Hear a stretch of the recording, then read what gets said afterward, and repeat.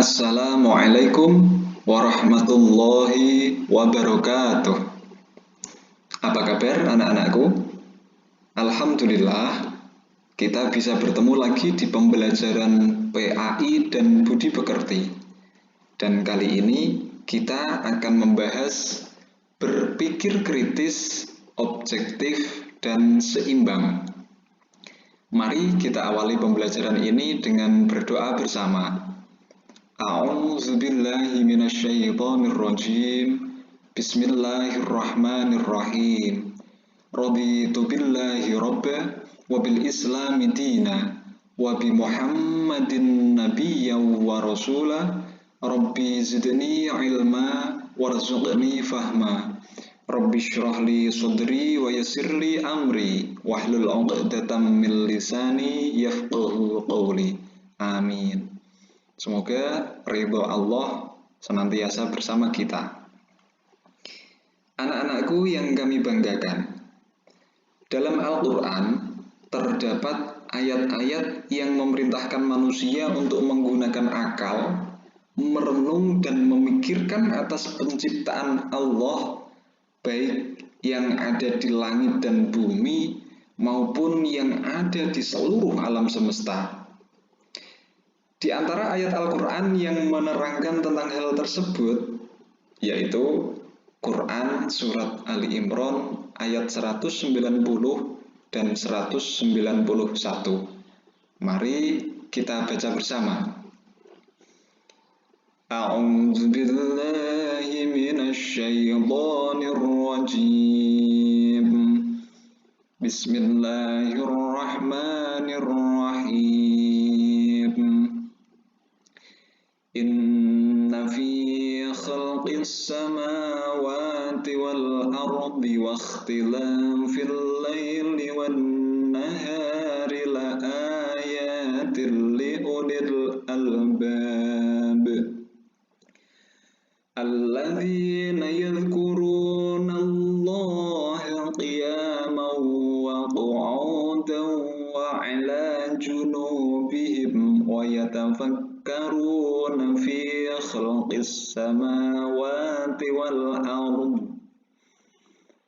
Rabbana ma khalaqta hadha batila subhanaka faqina 'adzaban nar. Shadaqallahul 'adzim. Artinya, sesungguhnya dalam penciptaan langit dan bumi serta pergantian malam dan siang terdapat tanda-tanda kebesaran Allah bagi orang yang berakal, yaitu orang-orang yang mengingat Allah sambil berdiri, duduk, atau dalam keadaan berbaring, dan memikirkan tentang penciptaan langit dan bumi seraya berkata, "Ya Tuhan kami, tidaklah Engkau menciptakan semua ini sia-sia. Maha suci Engkau, lindungilah kami dari azab neraka."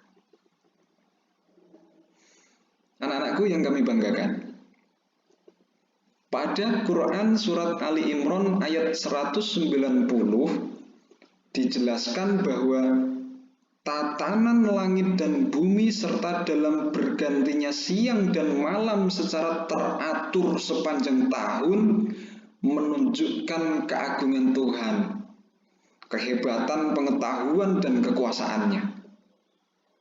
Langit dan bumi dijadikan oleh Allah bertingkat dengan sangat tertib, bukan hanya semata dijadikan, tetapi setiap saat tampak hidup. Semua bergerak menurut orbitnya. Bergantinya malam dan siang berpengaruh besar pada kehidupan manusia dan segala yang bernyawa. Terkadang malam terasa panjang atau sebaliknya. Musim pun berbeda. Ada musim dingin, musim panas, musim gugur, musim semi, dan lain sebagainya. Semua itu menjadi tanda-tanda kebesaran dan keagungan Allah Subhanahu wa Ta'ala bagi orang yang berpikir. Hal tersebut tidaklah terjadi dengan sendirinya, namun pasti ada yang mengaturnya, yang tiada lain adalah Allah Subhanahu wa Ta'ala.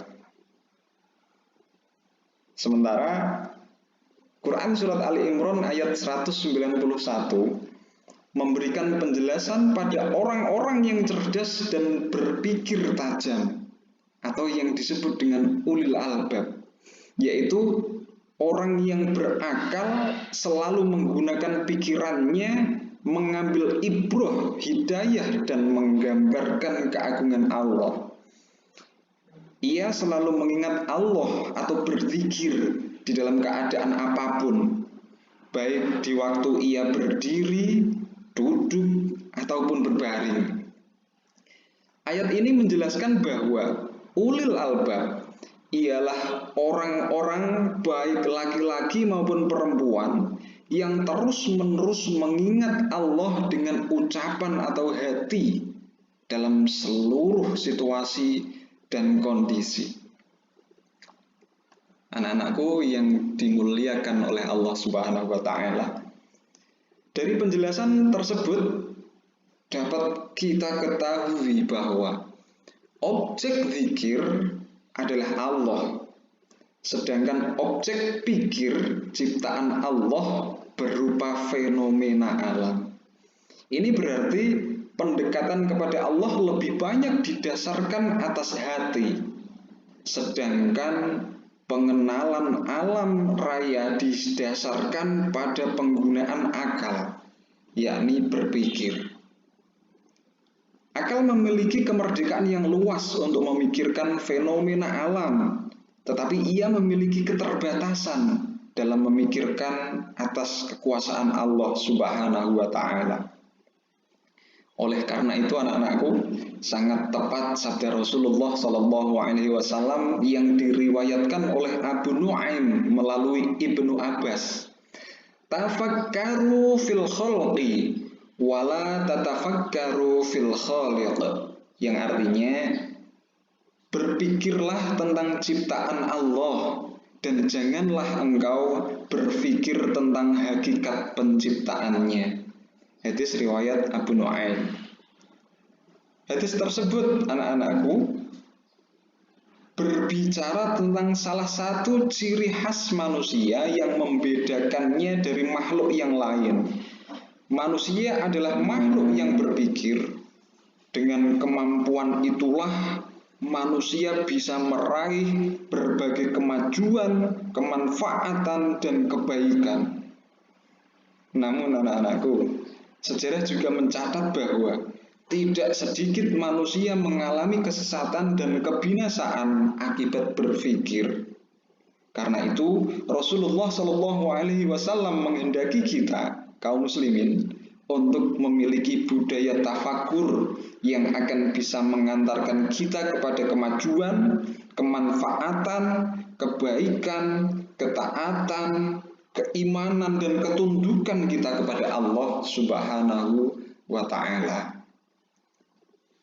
Anak-anakku yang dirahmati oleh Allah Subhanahu wa Ta'ala, isi kandungan ayat dari Quran Surat Ali Imran ayat 190 dan 191 antara lain: tanda-tanda kebesaran Allah yang tersebar, adanya alam semesta.